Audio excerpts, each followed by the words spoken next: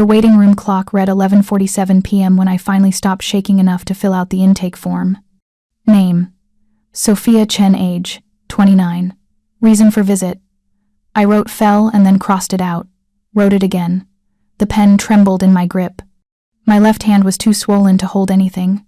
Knuckles split and purple where I'd tried to shield my face. It hadn't worked. Nothing ever worked when Derek decided I'd done something wrong. Preparing and narrating this type of story took us long efforts and hard work. So if you are enjoying the story, please consider subscribing to our channel. Tonight's crime? Coming home 12 minutes late from the grocery store. Miss Chen? The triage nurse looked up from her computer, eyes scanning my face with the practiced neutrality of someone who'd seen this too many times. Come with me. I followed her through double doors into a hallway that smelled like disinfectant and desperation. She took my vitals in silence, blood pressure elevated, pulse racing, and made notes I couldn't see. The doctor will be with you shortly. She paused at the curtain. There are resources. People who can help if I'm fine. The lie tasted like copper, like the blood still coating my teeth. Really, I just need something for the pain. She didn't believe me. I could see it in the way her mouth tightened, the extra second she took before leaving, but she left anyway, because you can't save people who won't admit they're drowning. I sat on the exam table, paper crinkling beneath me, and caught my reflection in the metal paper towel dispenser. My right eye was swollen shut, a grotesque purple balloon where my face used to be. My lip was split in 2 places. Bruises bloomed across my jawline like poisonous flowers. This is the last time, I told myself. The same lie I'd told myself 6 times before. My phone buzzed. Derek. Where are you? Answer me. If you went to the hospital, I swear to God, Sophia, you're making this worse. Just come home and we'll talk. My hands shook harder. I turned the phone face down. Voices filtered through the curtain. Medical staff discussing cases. Someone crying 3 rooms over. The steady beep of monitors tracking heartbeats that hadn't given up yet. Then, footsteps. Different from the others. Purposeful. Heavy. The curtain pulled back. It wasn't a doctor. The man who stepped into my exam room was tall, maybe 6'3", with dark hair swept back from a face that looked carved from marble. Expensive suit, the kind that cost more than my monthly rent.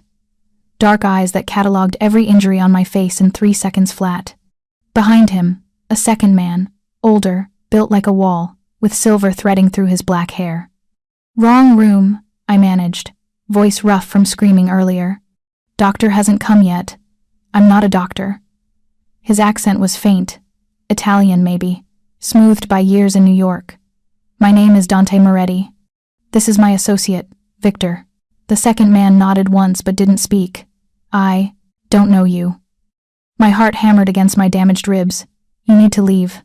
I will. In a moment, Dante moved closer, and I flinched instinctively. He stopped immediately, hands visible, non-threatening. I was in the ER for a business associate. Gunshot wound, nothing serious. I overheard the nurses talking about you. Heat flooded my face. That's a HIPAA violation. Probably. Something dangerous flickered in those dark eyes. They said you've been here 3 times in 6 months, different injuries each time. Same explanation. You fell. I'm clumsy. You're a pianist. He gestured toward my hands. I saw your fingers. The calluses, the way you hold them even injured. Professional training, years of it.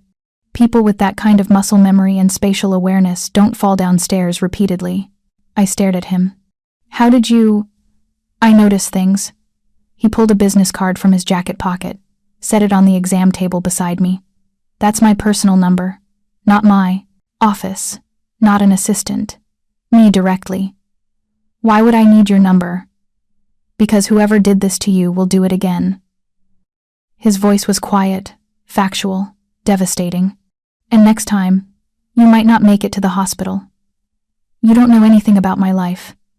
I know what terror looks like. Dante's jaw tightened. I know what it means when someone checks the doorway every 30 seconds like you've been doing. I know that the phone face down on your lap has been buzzing nonstop since I walked in. As if on cue, my phone vibrated again. I also know, he continued, that you have a choice right now. You can keep pretending you fell, go home to whoever's sending those messages, and hope you survive long enough to escape. Or, he tapped the business card once, you can call that number.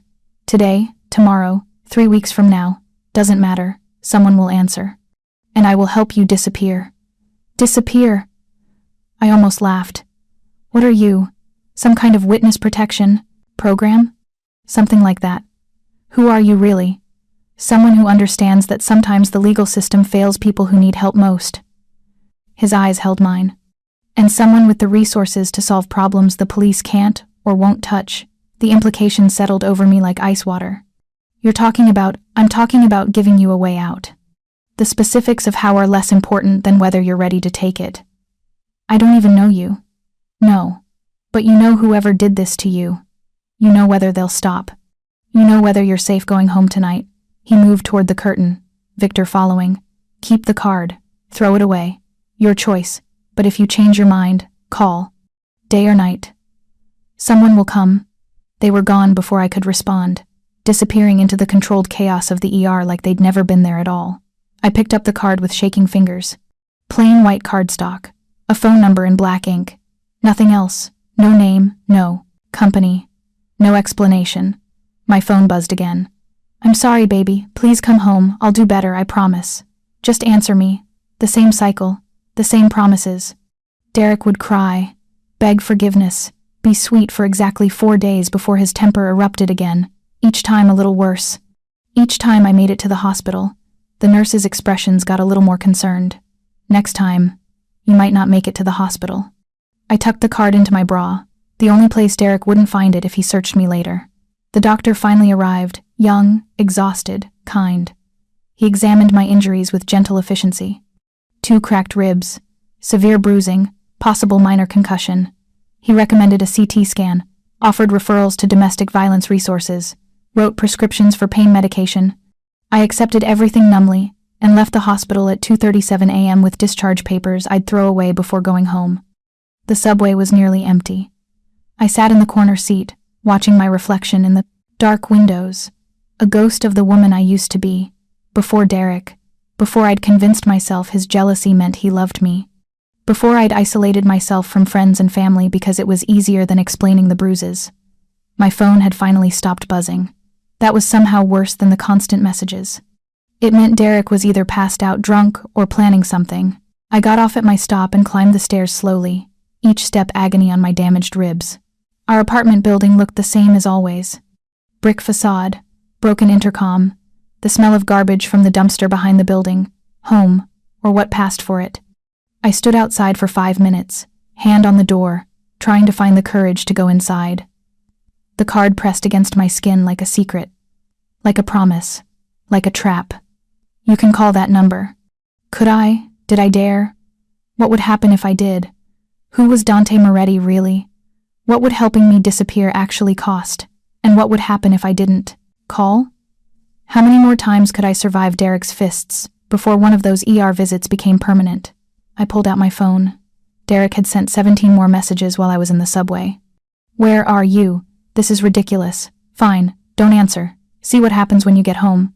That last message was sent 4 minutes ago. My hand moved to my bra, fingers finding the edge of the card. I could call. Right now. Walk away from this building and never look back. But where would I go? I had no money Derek didn't control. No friends left after 3 years of isolation. My family was in California, and I hadn't spoken to them in 8 months because Derek said they were toxic and trying to turn me against him. I was trapped. Unless Dante Moretti was telling the truth. Unless that card was really what he claimed, a lifeline, instead of a different kind of cage. The apartment window on the 3rd floor was dark. Maybe Derek had fallen asleep. Maybe I could slip in quietly, sleep on the couch, deal with everything in the morning. Maybe he'll kill you tonight, and no one will find your body for days. The thought came crystal clear, undeniable. This was a turning point. Stay and risk death, or call a stranger and risk whatever that entailed. I pulled out the card, stared at the number. Behind me, I heard footsteps. I spun around, heart exploding in my chest. Derek stood at the corner of the building, still dressed, eyes wild. He'd been waiting for me. There you are. His voice was too calm, the dangerous calm. I've been looking everywhere for you, baby. I went to the hospital.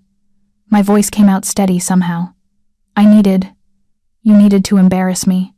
Tell strangers our business. Make me look like a monster. He moved closer. I backed up until I hit the wall. Do you have any idea what you've done? Derek, I just needed help. You hurt me. I hurt you? I hurt you?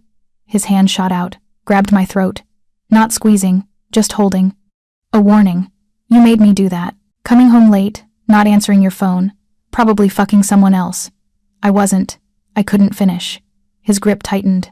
Don't lie to me. Black spots danced in my vision. This was it. This was how I died. In front of my apartment building at 3 a.m. with a business card pressed against my heart. Then Derek released me. I gasped, doubled over, coughing. Get inside, he ordered. We're going to have a long conversation about respect. I looked up at him through my swollen eye. At the man I'd once thought I loved. The man who was going to kill me, if not tonight, then soon. My hand found my phone. Found the card. In that moment, I made my choice. No, the word hung in the air between us. Derek's expression shifted from anger to confusion to rage. What did you just say? I said no. My fingers were already dialing, pulling up the number, hitting call before I could change my mind. I'm done. He lunged for me. The phone rang once. Derek's hand closed around my wrist, yanking the phone toward him. The phone rang twice. I kicked him. Hard. Right in the knee, like I'd seen in self-defense videos I'd watched secretly. He stumbled, cursed, grip loosening. Third ring. Then, yes? The voice was male, unfamiliar, calm despite the late hour.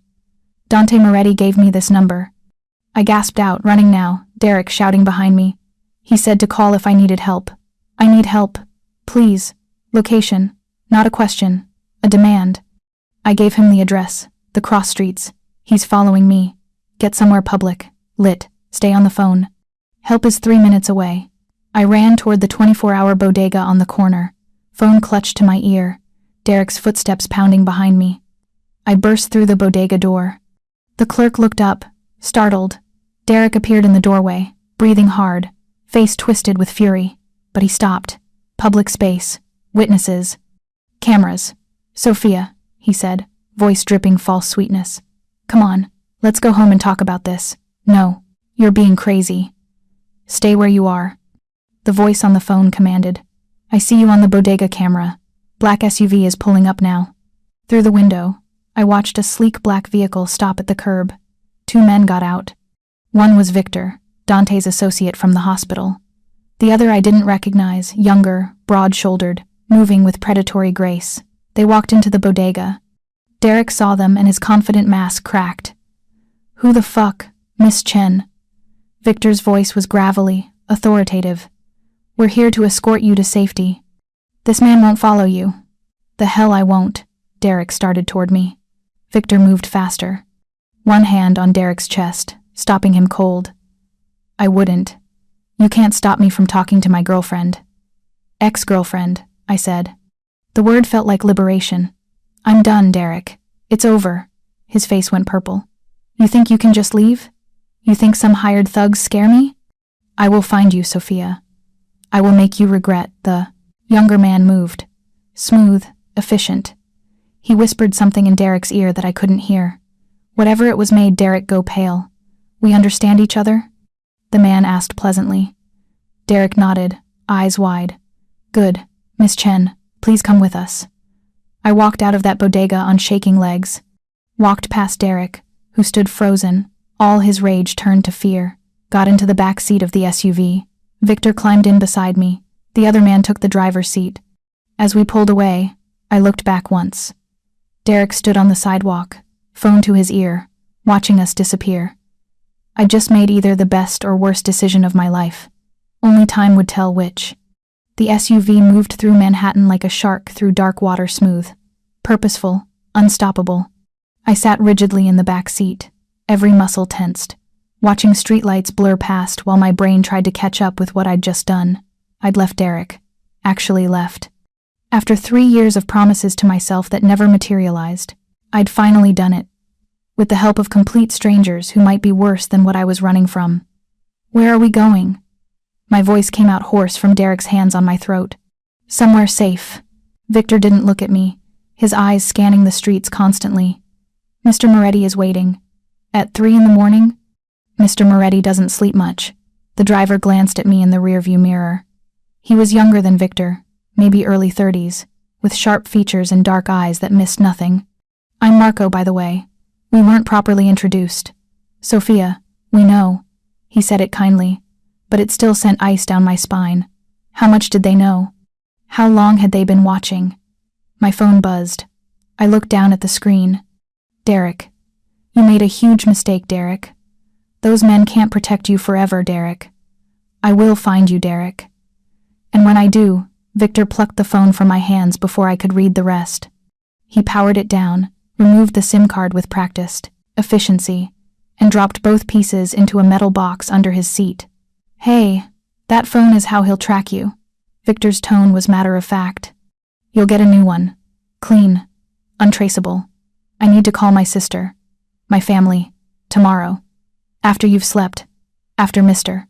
Moretti has explained your situation. He finally looked at me, and something almost like compassion flickered in his eyes. Right now, you need medical attention and rest. In that order. I touched my swollen face gingerly. The pain had faded to a dull throb during the adrenaline spike, but now it roared back with a vengeance. I already went to the ER. The ER gave you basic care. Our doctor is better. Your doctor. We have someone on retainer, discreet. Excellent with trauma cases. Trauma cases. Like this was routine for them. Like picking up battered women at 3 a.m. was just another Tuesday. What the hell had I gotten myself into? We drove for another 15 minutes, leaving Manhattan behind, crossing into Queens. The neighborhoods shifted from commercial to industrial to residential, nice residential, the kind with actual trees and houses instead of apartment blocks. Marco pulled up to a brownstone on a quiet street. Lights were on inside despite the hour. This is a safe house, Victor explained, opening my door. One of several Mr. Moretti maintains. You'll stay here until we've secured a more permanent situation. I climbed out slowly, ribs screaming with every movement. The night air was cool against my bruised skin. Somewhere nearby, a dog barked. Normal neighborhood sounds. Nothing about this looked dangerous or suspicious. That somehow made it more terrifying. The front door opened before we reached it. A woman stood in the entrance, 50s, silver hair pulled back, wearing scrubs and carrying a medical bag. Her eyes went immediately to my face, and her expression tightened. Sophia Chen? She had a slight accent I couldn't place. Eastern European, maybe. Yes, I'm Dr. Volkov. Come inside, please. Let's get you assessed properly. The brownstone's interior was surprisingly warm. Comfortable furniture, art on the walls, a kitchen visible through an archway that looked actually lived in. Not what I'd expected from a safe house. Upstairs, Dr. Volkov directed. Second door on the left. There's an exam room set up. An exam room? In a house? Mr. Moretti believes in being prepared.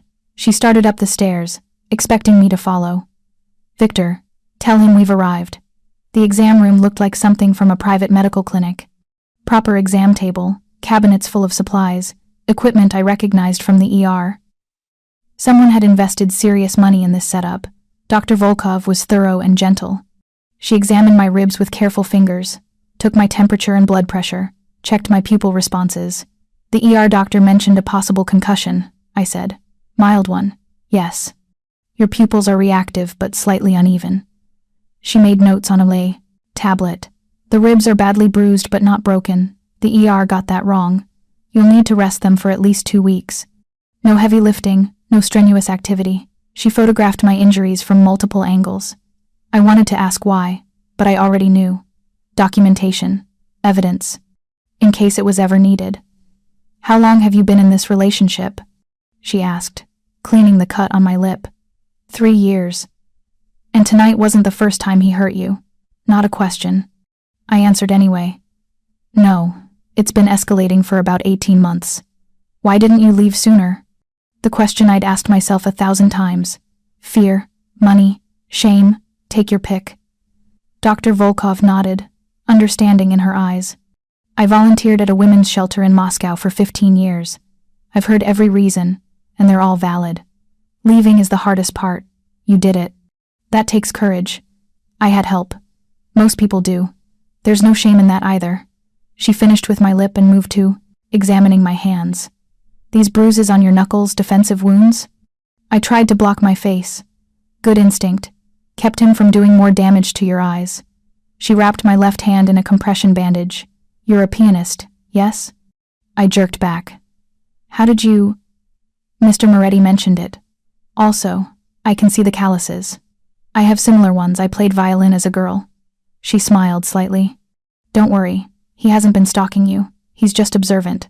Observant enough to know my profession from looking at my hands. He notices things others miss. It's why he's still alive in his line of work. Which is what, exactly? Dr. Volkov paused, choosing her words carefully. Mr. Moretti is a businessman. He operates in spaces where traditional law doesn't always reach. He helps people the system has failed. She met my eyes. What he is doesn't matter as much as what he can do for you. Which is keep you safe from the man who's been hurting you. Before I could press further, footsteps sounded in the hallway. Dante Moretti appeared in the doorway. He'd changed since the hospital, no suit jacket now, just dark pants and a white shirt with sleeves rolled to his elbows. His hair was slightly disheveled, like he'd been running his hands through it, but his eyes were sharp, alert, assessing me with that same intense focus. Miss Chen, I'm glad you called. I didn't have much choice. You always have a choice. You made a brave one. He nodded to Dr. Volkov. How is she? Bruised ribs, mild concussion, various contusions. Nothing that won't heal with time and rest. She packed up her bag. I'm prescribing stronger pain medication than the ER gave her, and a muscle relaxant to help her sleep. She needs at least 48 hours of rest before any major decisions. Agreed. Thank you, Elena. The doctor left, and suddenly I was alone with Dante Moretti in a makeshift exam room at 4 a.m., wearing a hospital gown because my clothes were blood-stained, with nowhere to go and no idea what happened next. You're wondering if you made a mistake, Dante said. Trading one dangerous man for another.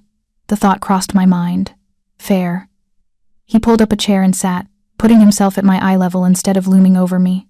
Let me be clear about something. You owe me nothing. No money, no favors, no loyalty. I'm helping you because I choose to, not because I expect anything in return. Nobody helps for free. Most people don't. I'm not most people. He leaned forward slightly. My mother was in your position once. My father was a violent man who hurt her for years. I was too young to stop him for most of it. When I finally could, I did, permanently. The word hung in the air between us. You killed him. I made sure he could never hurt her again. Or anyone else. No remorse in his voice. Just fact. She died 3 years later anyway. Heart attack. But she died free, not terrified. That matters. I process this carefully. So you save abused women to atone for not saving her sooner? I help people who need help. Sometimes that's women escaping abuse. Sometimes it's other things. His dark eyes held mine. But yes, I have a particular interest in cases like yours. It's personal. What do you want from me? Right now, I want you to rest. Tomorrow, we'll talk about your options, where you want to go, what you need, how to keep Derek away from you permanently. He'll look for me. Let him look. He won't find you. Dante's voice carried absolute certainty. And if he gets close, he'll be dealt with. Dealt with how? That depends on his choices. If he's smart, he'll realize you're gone and move on. If he's not. Dante shrugged. I have resources. Legal and otherwise. You mean you'll hurt him? I mean I'll ensure he can't hurt you. The method is flexible. I should have been horrified. Should have demanded to know exactly what he meant. Insisted on legal solutions only. Maintained some moral high ground. Instead, all I felt was relief. There's a bedroom down the hall, Dante continued, standing. Clean clothes in the dresser, they should fit reasonably well. Bathroom is stocked with everything you need. The house is secure, but Victor will be downstairs if you need anything. And you? I have other business to attend to. But I'll be back tomorrow afternoon. We'll talk then. He paused at the door. One more thing. You're free to leave anytime you want. Walk out that front door, go to the police, return to Derek if you're insane enough. I won't stop you. But I think you're smarter than that. What makes you so sure? Because you made a piano career out of nothing. Because you survived 3 years with a violent partner and kept your hands steady enough to still play. Because when you had a chance to escape, you took it, even though it terrified you. His expression softened slightly. You're a survivor, Sophia. Now you get to be more than that. He left before I could respond. I sat alone, in the exam room for several minutes, processing everything. Then I walked down the hall to the bedroom he'd indicated. It was simple but comfortable. Queen bed with clean sheets, dresser, window with curtains drawn. I opened the dresser and found clothes, jeans, t-shirts, sweaters, all roughly my size, even underwear, still in packages. Someone had prepared this room, stocked it, anticipated everything I'd need. Either Dante Moretti was remarkably organized, or he did this often enough to have systems in place. I changed into soft pajama pants and a t-shirt, every movement careful around my damaged ribs. Caught my reflection in the mirror over the dresser. My face looked worse under better lighting. Purple and black and swollen, barely recognizable as me. The woman staring back looked broken, but she was free. I climbed into bed and pulled the covers up, expecting insomnia or nightmares or panic attacks. Instead, I fell asleep within minutes. For the first time in 3 years, I slept without fear. Chapter 3. Morning after sunlight woke me, filtered through cream-colored curtains. For a few confused seconds, I didn't know where I was. The bed was too comfortable, the room too quiet, the air too clean. Then memory crashed back. Derek, the hospital, the phone call, Dante Moretti. I sat up carefully, testing my ribs. They screamed in protest but held. My face throbbed, a dull ache that would probably worsen throughout the day. A knock on the door. Yes? My voice was rough. Miss Chen, it's Victor. I have breakfast if you're awake. I wrapped myself in the robe hanging on the back of the door, also new, also my size, and opened it. Victor stood in the hallway holding a tray. Coffee, toast, scrambled eggs, fruit. The smell made my stomach growl. I couldn't remember the last time I'd eaten. May I? He gestured to the small table by the window. Of course. He set down the tray and pulled out a chair for me. The gesture was oddly courtly, at odds with his intimidating appearance. How did you sleep? He asked. Better than expected. I sat and picked up the coffee. It was perfect cream, no sugar, exactly how I liked it. How did you know? We asked your coworkers. You're a regular at a cafe near the music school. They remembered your order. You talked to my coworkers? After Mr. Moretti met you at the hospital, he had us do basic research. Your routine, your job, your relationships. Standard security protocol. Victor remained standing, hands clasped behind his back. We needed to understand your situation to help effectively. So you've been watching me, for 3 days, since the hospital. Making sure you were safe, that Derek didn't escalate before you reached out. He said it without apology. If you'd decided not to call, we would have backed off. I should have been angry, violated. Instead, I felt oddly grateful that someone had been watching, ready to intervene if things got worse. What now? I asked. Now you eat, rest. Mr. Moretti will arrive around 2. He wants to discuss your options. Can I call my sister? She'll be worried. Victor pulled out a new phone, sleek, expensive, nothing like my old one. Already programmed with your family's numbers. No social media, no location services, no way for Derek to trace you. Use it freely. I took the phone like it was made of glass. Stared at the contact list. Mom, Dad, Lisa, my sister. Numbers I hadn't called in months because Derek monitored everything. Take your time, Victor said, moving toward the door. I'll be downstairs if you need anything. After he left, I sat with the phone for 10 minutes, building courage. Finally, I dialed Lisa. She answered on the second ring, voice sharp with sleep and worry. Hello? Lisa, it's me. Sophie? Oh my God, Sophie, where are you calling from? This isn't your number. Are you okay? The concern in her voice broke something inside me. Tears I'd been holding back for 3 years suddenly poured out. I left him. I managed between sobs. I left Derek. I'm safe. I'm somewhere safe. But I need you to know. Where? Where are you? I'm coming right now. No, not yet. I can't tell you where I am. It's safer if you don't know. I wiped my face with my sleeve. But I'm okay. I promise I'm okay. Sophie, he hurt you again, didn't he? That's why you're hiding. Yes. Last night. It was bad, Lisa. Worse than before. But I got away. Some people are helping me. What people? Sophie, you're scaring me. How did I explain Dante Moretti? A man who ran criminal operations but saved abused women. A stranger who'd appeared in an ER and offered salvation with no strings attached? Good people, I said, hoping it was true. People who can keep me safe until I figure out what's next. I want to see you. I need to know you're really okay. Soon. I promise. Just give me a few days. And Lisa, if Derek contacts you, if he asks where I am, you don't know anything. Tell him I disappeared. Tell him whatever you need to. Just don't tell him the truth. He's looking for you already, isn't he? Probably. Good. Let him look. I hope he falls off a fucking bridge. The venom in her voice would have shocked me once. Now it just felt validating. Mom and Dad will want to know. Tell them I'm alive and safe. That's all they need to know right now. We talked for another 10 minutes. Lisa extracting promises that I'd call daily, that I'd let her visit soon, that I'd actually take care of myself for once. When we finally hung up, I felt lighter. I ate breakfast slowly, savoring the normalcy of it. No one watching my portions, no one commenting on my weight, no one exploding if I spilled something. Freedom tasted like scrambled eggs and coffee. Around noon, Marco appeared with lunch and news. Derek filed a missing persons report. My stomach dropped. Already? 3 hours ago. He told police you've been depressed, possibly suicidal, that he's worried you'll hurt yourself. Marco's expression was grim. He's playing the concerned boyfriend angle. Of course he is. The police took his statement, but they won't prioritize it. You're an adult with a history of hospital visits that suggest domestic violence.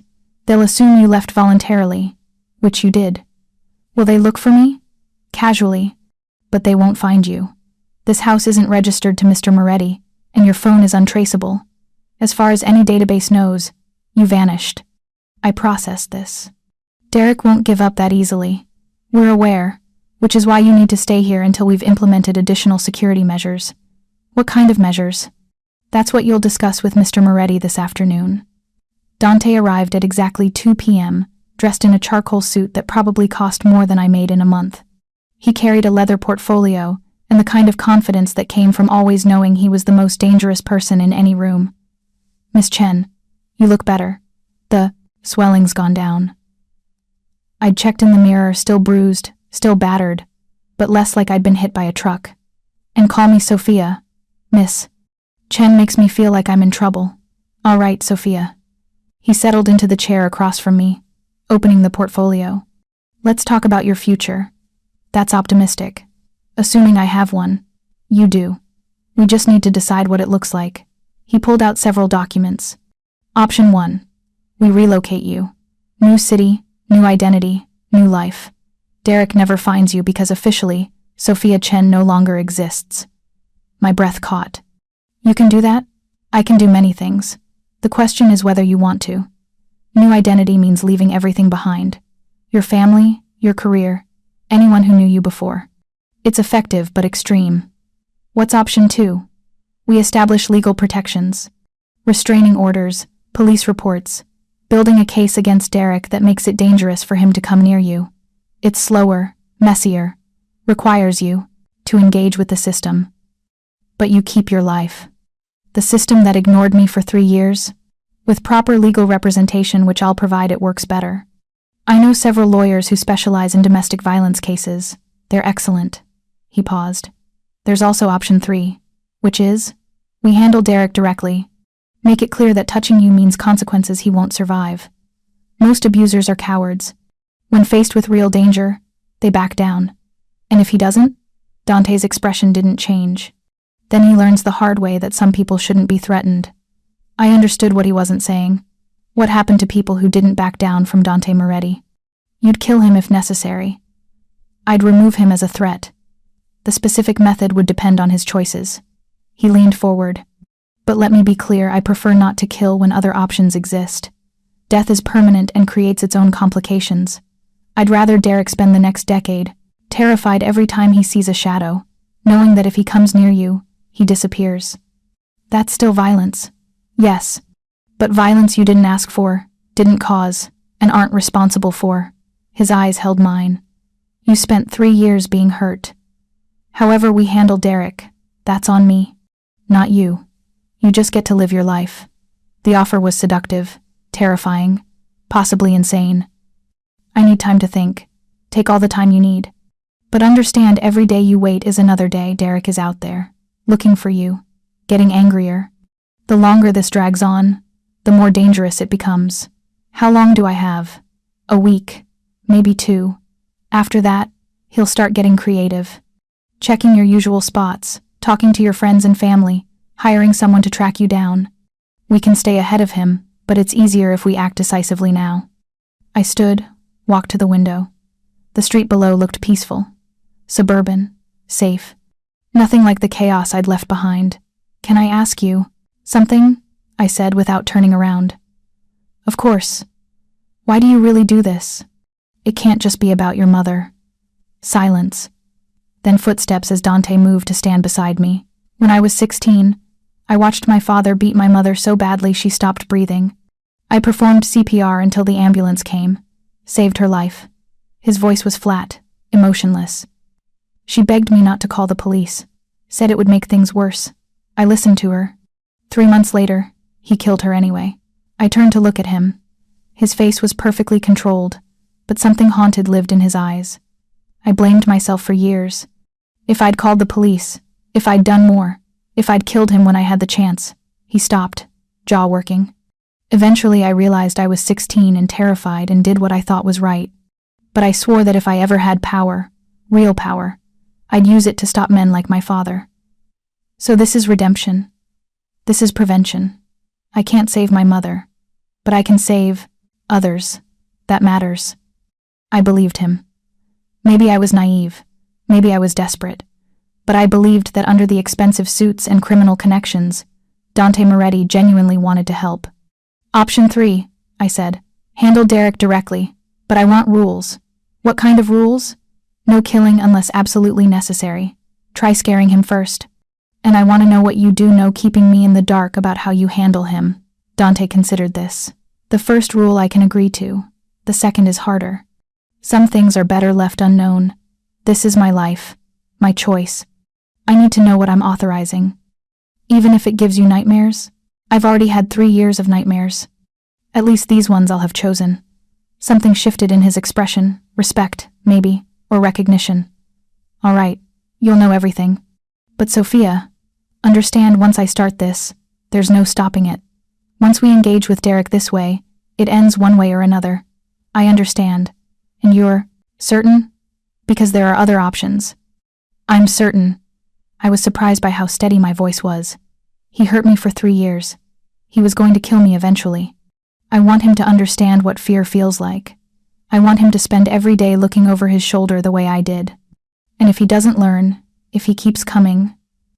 I met Dante's eyes. Then you do what needs to be done. Dante studied me for a long moment, then nodded once. All right, I'll make the arrangements. This will take a few days to set up properly. In the meantime, you stay here. Rest, heal. Let me handle everything else. How will I know it's working? You'll know. He moved toward the door, then paused. One more thing. Victor mentioned you're a pianist. The music school has been calling. They're concerned about your absence. My heart sank. The academy. My students. The spring recital in 6 weeks. I have to call them. Explain, already handled. We told them you had a family emergency and will be back within 2 weeks. Your position is secure. You can't just... I can. And I did. Sophia, your entire life doesn't need to disappear. We're just adjusting it. Making it safer. His expression softened. There's a piano downstairs. Baldwin Grand. It hasn't been played in years. If you feel up to it, it's yours to use. Before I could respond, he was gone. I stood alone in the bedroom, processing everything. In the span of 12 hours, I'd left my abuser, moved into a safe house, agreed to let a crime boss handle Derek, and apparently gained access to a grand piano. My life had become completely unrecognizable, and somehow that felt right. I found the piano an hour later, in a sunlit room on the first floor. Victor hadn't been kidding, it was a Baldwin Grand, older model, probably from the 70s. the kind of instrument that would cost $40,000 if properly maintained. I approached it like approaching a wild animal, lifted the fallboard slowly. The keys were ivory, yellowed slightly with age but still beautiful. I sat on the bench and let my hands hover over the keys. It had been 3 days since I'd played. 3 days since Derek had grabbed my wrist during an argument, nearly breaking it. 3 days of wondering if he'd permanently damaged the hands I needed for my career. I pressed middle C.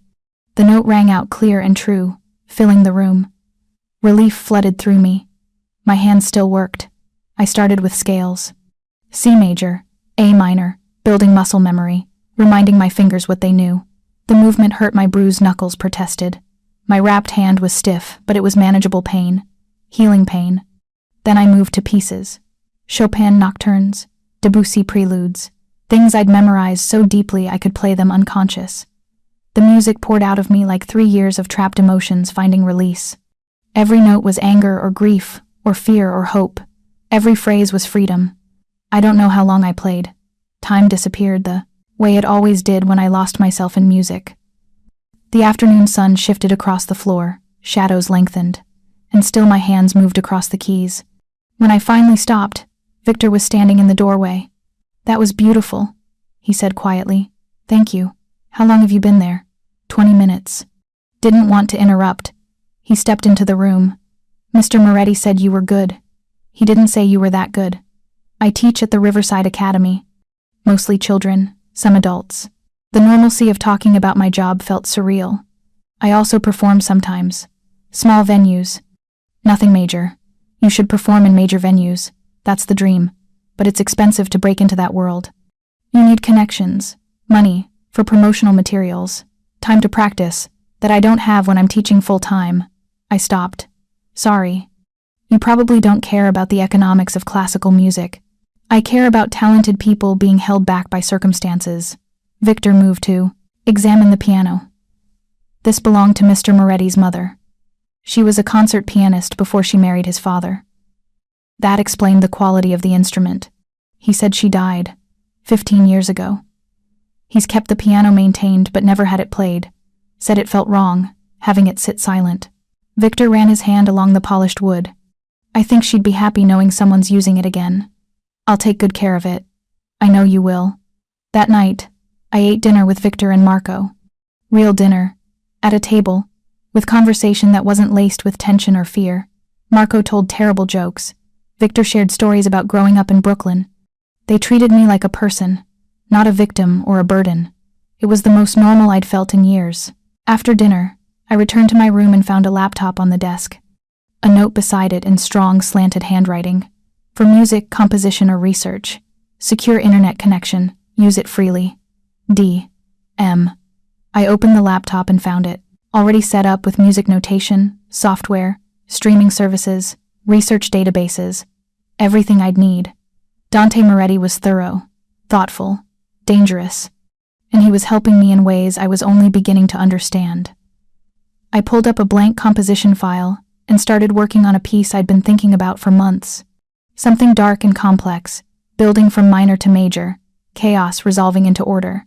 A piece about survival, about transformation, about a woman who walked into fire and came out forged into something stronger. I worked until midnight, lost in creation, and when I finally slept, I dreamed of music instead of violence. Progress. 3 days passed in the safehouse like existing in a parallel universe. I practiced piano 4 hours daily, composed music, video called Lisa twice, and slowly watched my bruises fade from purple to yellow-green.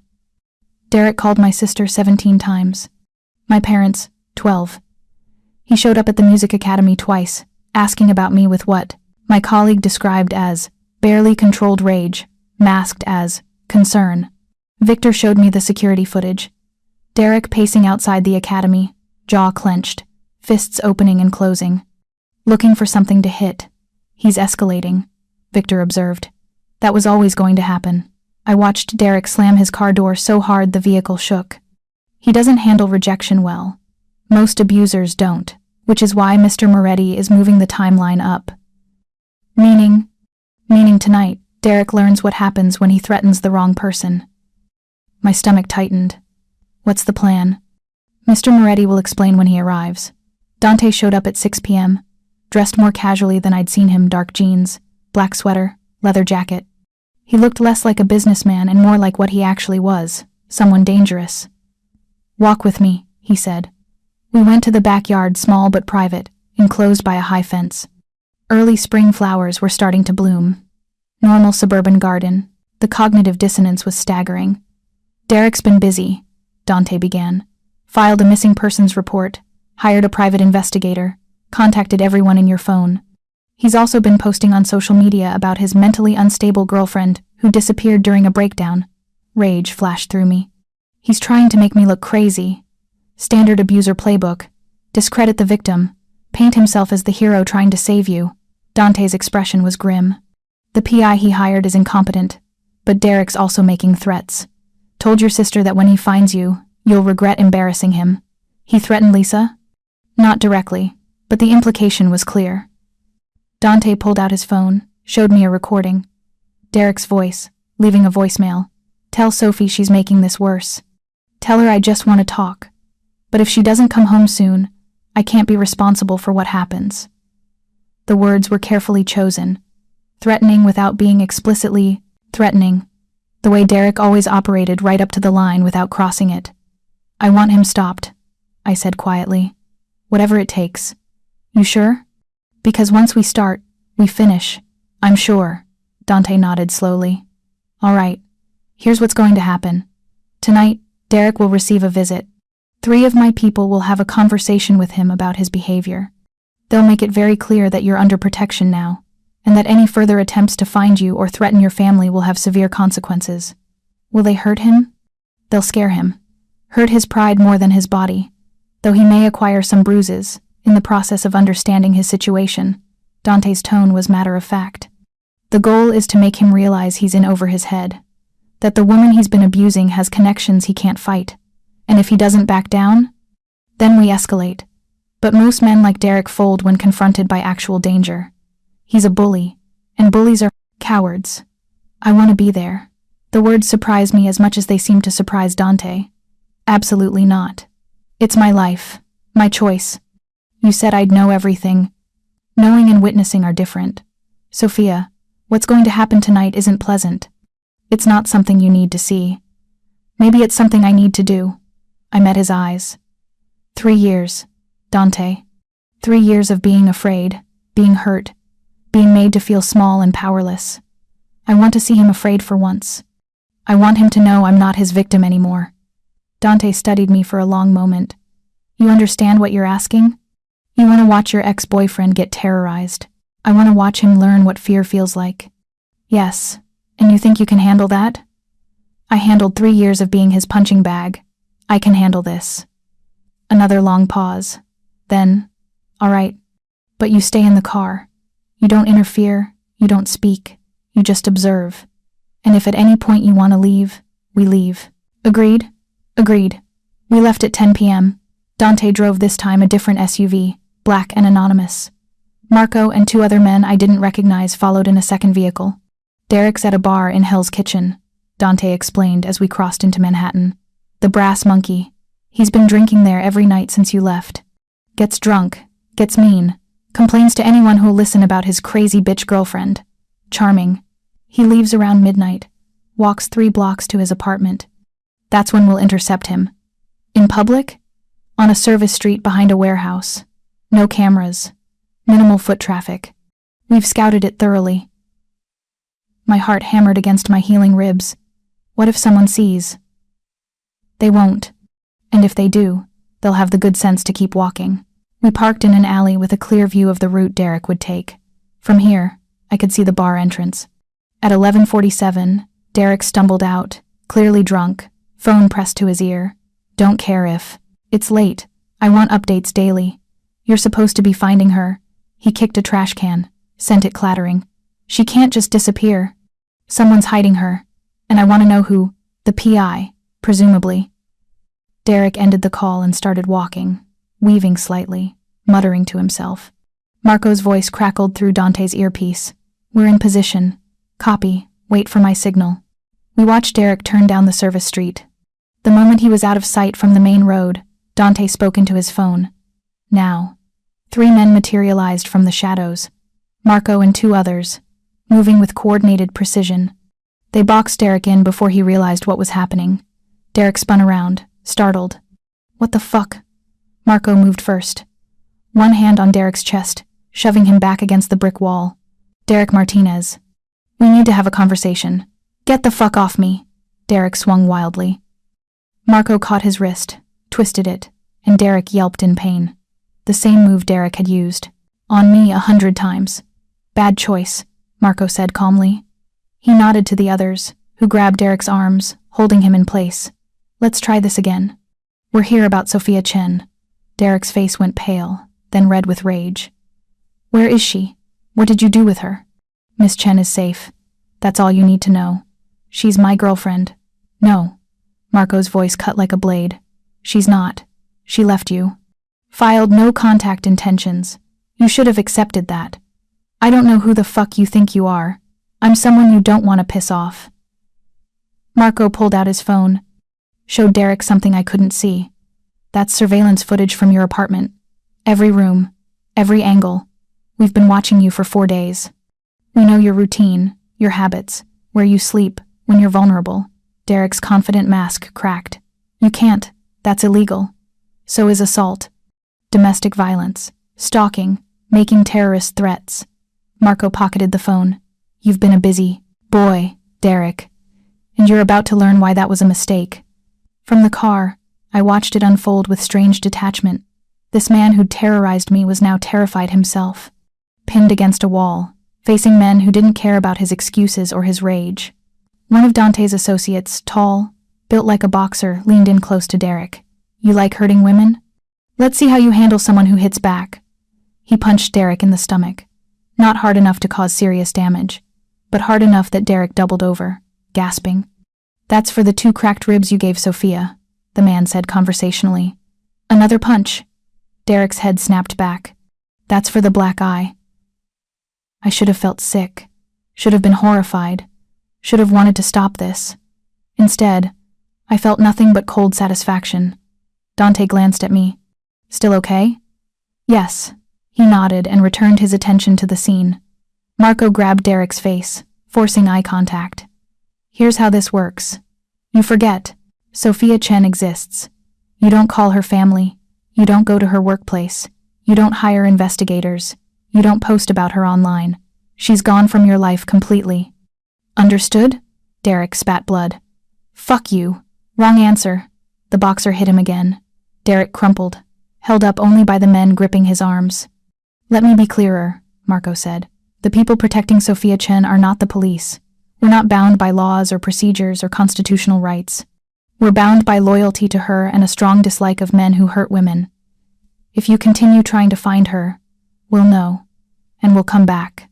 Next time won't be a conversation. You can't, Derek coughed, blood on his lips. I'll go to the cops. And tell them what? That you got beat up by strangers after stalking your ex-girlfriend? That'll go well. Marco released Derek's face.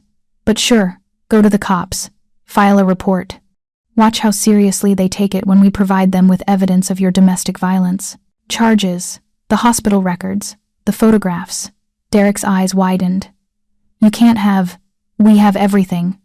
Every ER visit, every police call. Sophia was too afraid to follow through on. Every threatening text you sent. We have enough to put you away for years if we wanted to pursue it legally. Marco smiled without warmth. But Miss Chen doesn't want to waste time on the legal system. She just wants you to disappear from her life. So that's what you're going to do. The boxer produced a knife, sleek, professional, terrifying. He held it up so Derek could see it clearly. This is your final warning, he said softly. You leave Sophia alone. You live your life. Everything's fine. But if you contact her, if you threaten her family, if you so much as think about her too hard, we'll know. And this knife will find somewhere very painful to rest. He pressed the flat of the blade against Derek's cheek. Derek whimpered. Do we understand each other? Derek nodded frantically. Say it. I understand, Derek gasped. I'll leave her alone. I swear. Just please.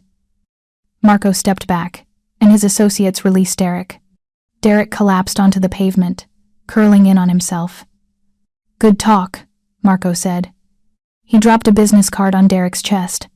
"That's a therapist who specializes in anger management. I suggest you call her. Get your shit together. Stop being the kind of man who hurts women." They walked away, leaving Derek bleeding on the ground. 30 seconds later, they were back in their vehicle. Dante started our engine. "How do you feel?" he asked quietly. I watched Derek struggle to sit up, watched him pull out his phone with shaking hands, watched him realize how completely powerless he was. "Free," I said. We drove away. The next morning, Derek called the police. Victor showed me the report, obtained through channels I didn't ask about. Derek claimed 3 men assaulted him without provocation, gave detailed descriptions that matched Marco and his associates. Exactly. Demanded they be arrested. The police took his statement and did exactly nothing. "Why?" I asked. "Because Derek has a record," Dante explained. "We were in the safehouse living room, him reviewing documents while I drank coffee. Bar fights, disorderly conduct, assault charges that got pleaded down. The cops see him as a troublemaker. When he couldn't explain why someone would randomly assault him, they got suspicious. Did they question him about me?" "Extensively. He claimed you left voluntarily, that he was worried about you, that he had no idea why anyone would target him." Dante smiled slightly. "Then they showed him your medical records, the ones we anonymously sent them, and asked if he'd like to revise his statement." My breath caught. "What did he say?" "He shut down, demanded a lawyer," which is when they informed him that they were considering charging him with domestic assault based on the evidence. Will they actually charge him? Probably not. The evidence is circumstantial without your testimony, and you're not ready for that. But it's on record now. If Derek ever bothers you again, there's documented history. I processed this. So he's afraid of you and the police now. That's the idea. Two-pronged approach. Makes it very unwise for him to pursue you further. Has he tried? He called your sister once yesterday. Lisa told him to fuck off and hung up. He hasn't called back." Dante closed his laptop. "I think we can safely say Derek has learned his lesson." "Just like that? 3 years of abuse, and it takes one night to stop him?" "Abusers are cowards. They prey on people they perceive as weak and unprotected. The moment you stopped being vulnerable, you stopped being a target." He met my eyes. "You were never weak, Sophia. You were trapped. There's a difference." The validation settled something inside me. A piece I hadn't known was broken, clicking back into place. "What happens now?" I asked. "Now you decide what kind of life you want. You can stay in New York. We've arranged a new apartment for you, security included. You can relocate if you prefer. You can return to teaching or explore other options. It's your choice." "That simple?" "That simple." I walked to the window, looked out at the quiet street. Ordinary people living ordinary lives, unaware that in this house, a woman was being reborn. "I want to stay in New York," I said slowly. "I want to keep teaching at the academy, but I also want to start performing again. Really performing, the way I dreamed about before Derek made me believe I wasn't good enough." "Then that's what you'll do." "I don't have money for—" "I have money. Consider it an investment. You focus on your music. I'll handle the logistics." I turned to face him. "Why are you doing this? And don't say it's just about your mother. There's more to it than that." Dante was quiet for a long moment. Then, "When I was 23, I took over my father's organization. I inherited a business built on violence, exploitation, and fear. I've spent 15 years trying to transform it into something different. Something that still operates outside the law, but serves a purpose beyond profit. Robin Hood, with a criminal empire? Something like that. I protect people who need protection. Solve problems the system ignores. And yes, I profit from it. But I also use those resources to help people like you." He stood, moved to stand beside me at the window. "You asked what I want from you. The truth? I want you to succeed, to build a life that proves Derek didn't win. That's all." "That can't be all." "It's not. I also want you to consider doing what I do. In the future, when you're ready, if you're willing." I frowned. "What do you mean?" "You know what it's like to be trapped in an abusive relationship. You understand the fear, the shame, the impossibility of escape. That perspective is valuable." He met my eyes. I help people, but I'm a man. I'll never fully understand what women in your situation experience. But you do, and you could help others the way I helped you. You want me to work for you. I want you to work with me. When you're ready, if you're interested. No pressure, no obligation. Just a standing offer. I should have refused immediately. Should have been horrified at the suggestion of joining a criminal organization. Instead, I found myself considering it. I need time, I said. Take all the time you need. The offer stands indefinitely. 2 weeks later, I moved into my new apartment. It was in a good neighborhood, Gramercy Park, the kind of area I'd never been able to afford before. 2 bedrooms, actual sunlight, hardwood floors, and most importantly, a piano. Dante had arranged for the Baldwin Grand from the safehouse to be moved to my apartment. It sat in the living room like a promise made physical. Lisa visited the day I moved in, bringing wine and Chinese takeout, and 3 years of worried questions. You look different, she said, studying my face.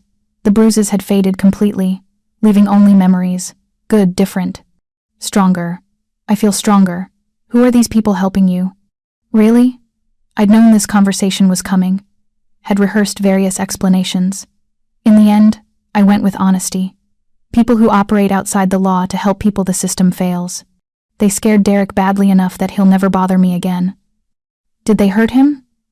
Yes. Good. No hesitation. Lisa poured wine into 2 glasses. I don't care if that makes me a bad person. He hurt you for 3 years. He deserved worse than whatever he got. We drank to that. Over the next month, my life transformed in ways I'd never imagined possible. I returned to teaching at the academy. My students were thrilled to see me, and I threw myself into preparing them for the spring recital with renewed passion. I started practicing seriously again 6 hours a day when I could manage it. My hands remembered everything they'd forgotten during the years with Derek. Muscle memory is a kind of magic. I booked my first real performance, a solo recital at a small but prestigious venue in the West Village. Dante had pulled strings I didn't understand, and suddenly doors that had been closed were opening. The recital was scheduled for late May. I had 7 weeks to prepare. I'd never worked so hard in my life. Dante checked in regularly but kept his distance, giving me space to rebuild. Victor stopped by weekly with groceries and security updates. Marco took me to a gun range and taught me to shoot, just in case. Derek hasn't tried anything? I protested. Prevention, Marco said simply. You should know how to protect yourself. I learned. Derek, meanwhile, had vanished from my life completely. Lisa reported that he'd deleted all his social media posts about me. The PI he'd hired had withdrawn from the case. Derek had moved to a different neighborhood and, according to Victor's intelligence, was attending court-mandated therapy. He's scared enough to actually change, Victor told me. Rare, but it happens. Good for him. I don't care as long as he stays away. He will. 6 weeks after leaving Derek, I had coffee with Dr. Volkov. How are you sleeping? She asked. Better. Nightmares have mostly stopped. And the hypervigilance? Improving. I still check locks obsessively and panic if someone raises their voice, but it's manageable. Trauma takes time to process. You're doing remarkably well considering. She stirred her coffee thoughtfully. Have you considered therapy? Real therapy, not just medical check-ins with me. Dante suggested it.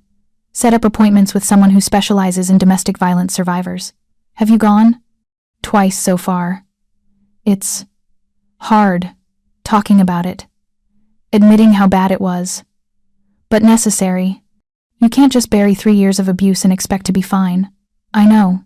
I looked out the cafe window at people walking by, living normal. Clavs. Sometimes I still can't believe I got out. That I'm really free. You got out because you're strong enough to accept help when it was offered. Many people aren't, doctor. Volkov reached across the table, squeezed my hand. You're going to be okay, Sophia. Better than okay. You're going to thrive. I wanted to believe her. The night of my recital, I stood backstage at the West Village venue, dressed in a black concert gown, hands shaking with nerves. Lisa was in the audience. My parents had flown in from California, our first reunion since I'd left Derek, tearful and healing. Victor sat in the back row, ostensibly for security but really because he'd become something like a friend. And Dante was there. Front row, center seat, dressed in an immaculate suit. I'd prepared 2 hours of music, Bach, Chopin, Debussy, and a new composition of my own. The piece I'd started writing in the safehouse, about survival and transformation. I'd titled it Emergence. The stage manager gave me the signal. I walked out into the spotlight. The piano waited, patient and faithful. I sat, adjusted the bench, let my hands hover over the keys. In the audience, 300 people waited in silence. I thought about everything that had led to this moment.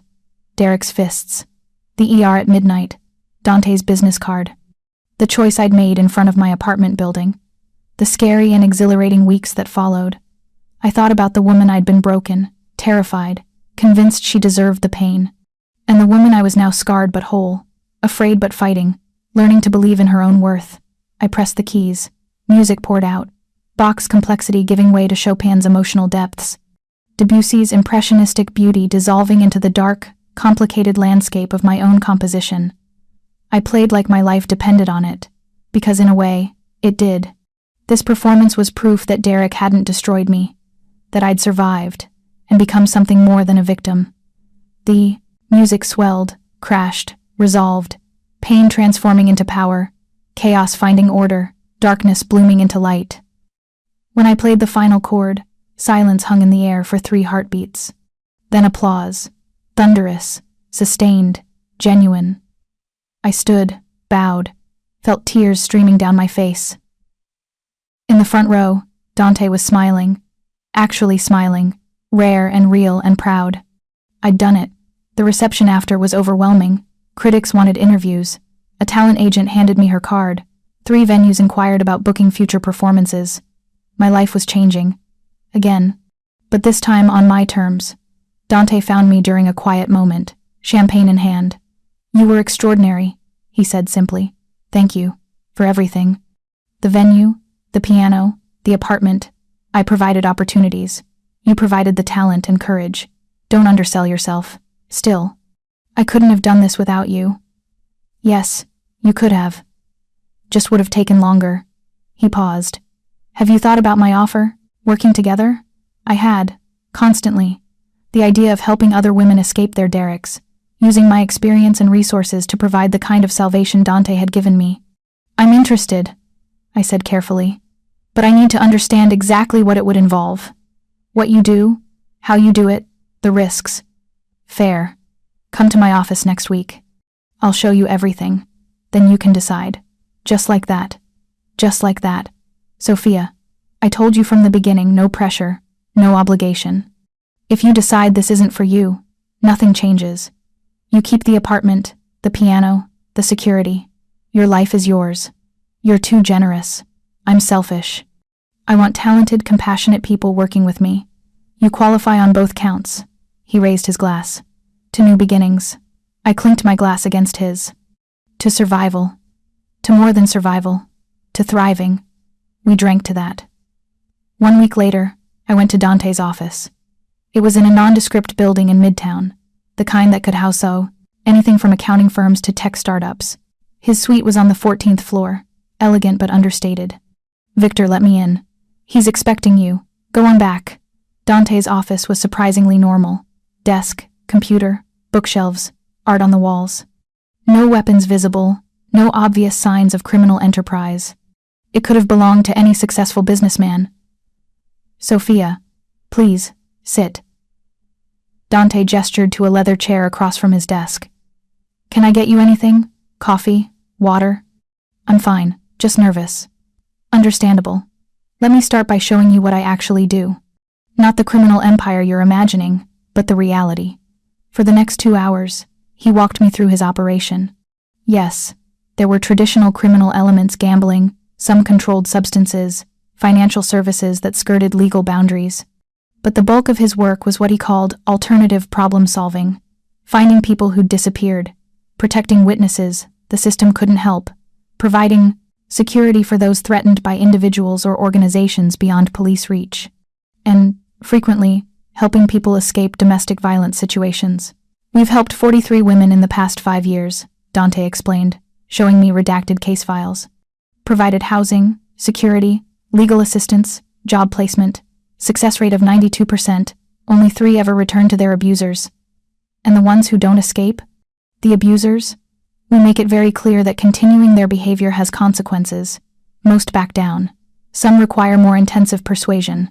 His expression was neutral. 3 have died, 2 in genuinely unrelated accidents, 1 because he tried to kill the woman after she left and gave us no choice. The honesty was jarring. Appreciated, but jarring. You're telling me this to scare me off? I'm telling you this so you understand what you're getting into. This work isn't clean. Sometimes people get hurt. Sometimes we cross legal lines. Sometimes the consequences are permanent. He leaned forward. But we also save lives. We give people hope when they have none. We provide justice when the system fails. If you can live with the complications, the work is profoundly meaningful. I thought about my own experience. Dante appearing in the ER like a dark angel, the business card that became a lifeline. The careful, competent way he'd handled everything, my safety, Derek's threat, my entire future. What would my role be? Initial contact, counseling, helping women understand their options and make informed choices.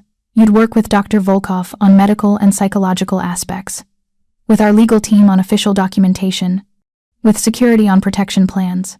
He pulled out a tablet, showed me organizational charts. You'd essentially be the face of our domestic violence program. The person survivors talk to first. Because I've been through it. Because you've been through it and survived. Because you understand. Because you're smart, compassionate, and capable of making hard decisions under pressure. He met my eyes. You're exactly what this program needs. I'd have to quit teaching. Not necessarily. This would be part-time initially, maybe 20 hours a week. You could keep your academy position if you wanted, or go full-time if the work calls to you. What's the pay? He named a figure that made my eyes widen. 3 times what I made teaching, for half the hours. That's too much. It's what the position is worth. You're saving lives, Sophia. That has value. I stood, walked to the window. Midtown stretched out below. Thousands of people living thousands of lives. How many of them were trapped like I'd been? How many needed help they didn't know existed? If I do this, I said slowly, I need guarantees. No one gets killed unless absolutely necessary.